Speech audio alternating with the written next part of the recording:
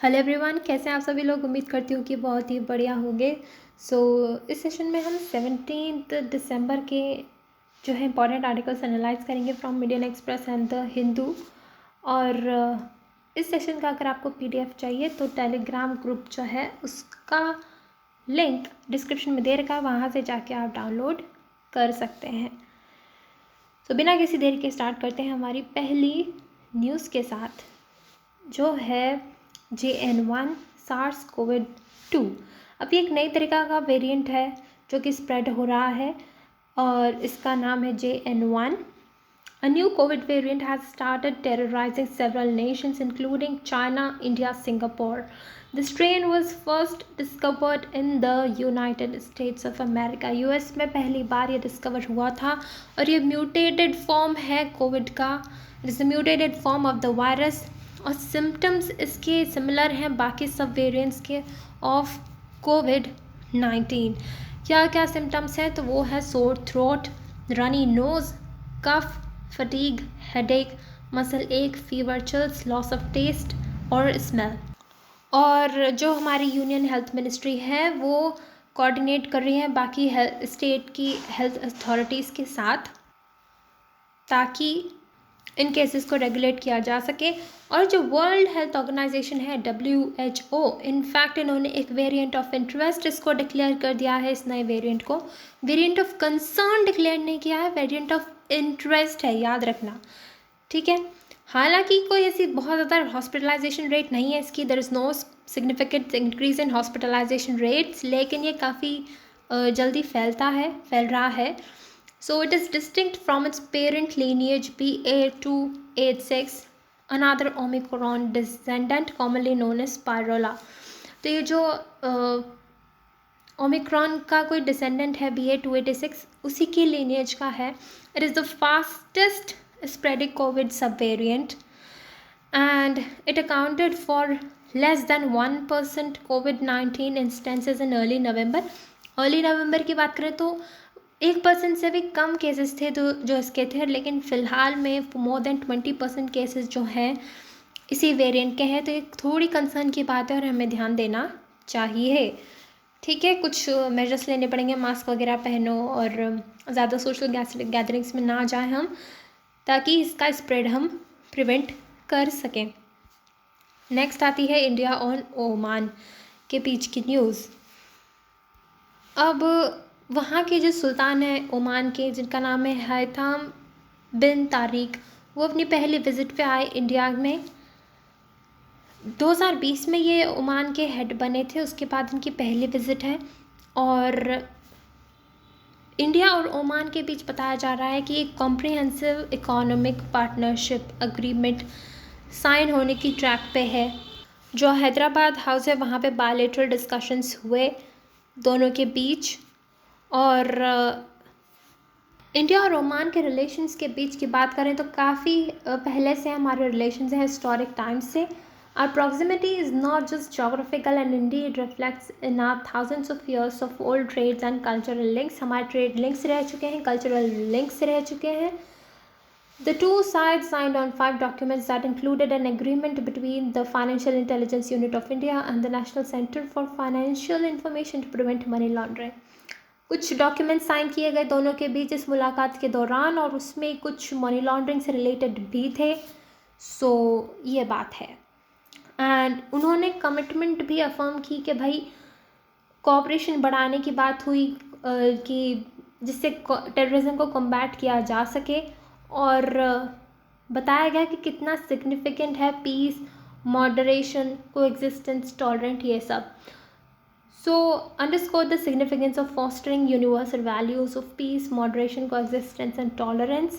एक vision document भी sign हुआ जिसका नाम है A Joint Partnership for the Future। इसमें digital connectivity, medical tourism, maritime security, hospitality, agriculture, food security से बहुत सारी टॉपिक्स का या डोमेन्स का मेंशन किया गया। तो हम हमारे कोलैबोरेशन को ज़्यादा से ज़्यादा बढ़ाने की कोशिश कर रहे हैं। ऑलराइट, इसके बाद आती है अगली न्यूज़ जो कि है हमारी लीड्स रिपोर्ट से रिलेटेड। हम सब जानते हैं लॉजिस्टिक्स सर्विसेज जो होती हैं वो कितनी ज़रूरी हैं, वो कितना मेजर रोल प्ले करती हैं हमारी कंट्री में बिजनेसेस को ग्रो करने के लिए, स्टार्टअप्स वगैरह को ग्रो करने के लिए। तो उनका सही होना कितना ज़रूरी है, उनका एफिशिएंट लॉजिस्टिक सर्विस कितना होना ज़रूरी है। सो कितना बेटर है कितना नहीं है, उससे रिलेटेड एक रिपोर्ट आती है जिसका नाम है logistics ease across different states, जो कि रिलीज़ कौन करता है, रिलीज़ करते हैं ministry of commerce and industry. इस बार इसका 5th एडिशन रिलीज़ किया गया and measures the efficiency of logistical services that promote exports and economic growth। logistical services अच्छी होती हैं तो हमारी इकोनॉमी ग्रो करेगी, एक्सपोर्ट्स प्रमोट होंगे, ये सब बातें हैं।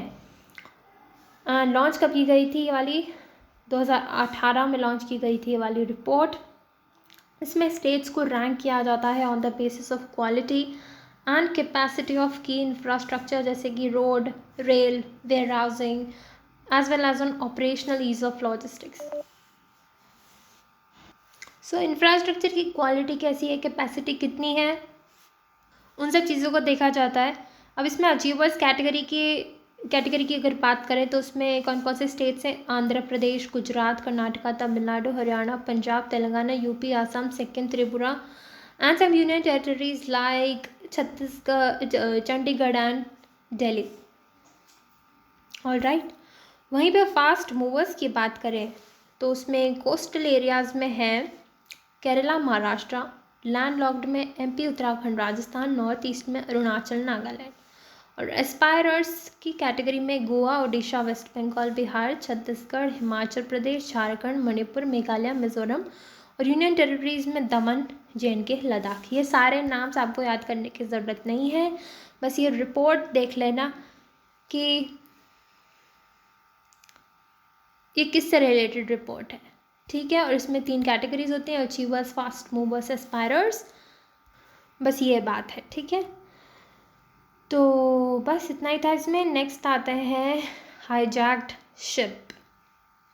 अब एक माल्टा का एक वेसल है, एक शिप था जिसका नाम है MV रोएन, और इसको कैप्चर कर लिया पायरेट्स ने, हाईजैक कर लिया अरेबियन सी में।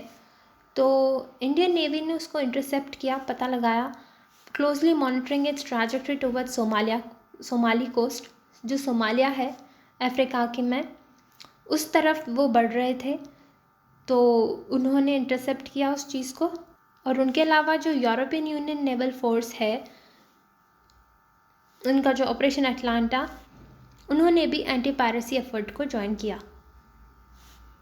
बेसिकली इन सारे नेशंस के बीच में कुछ अग्रीमेंट्स होते हैं जिनके तहत ये एफर्ट्स, ये मेजर्स लेते हैं कि भाई पायरेसी वगैरह के जो इंस्टेंसेस होते हैं वो कम किए जा सकें, उनके अगेंस्ट जो है एक्शंस लिए जा सकें।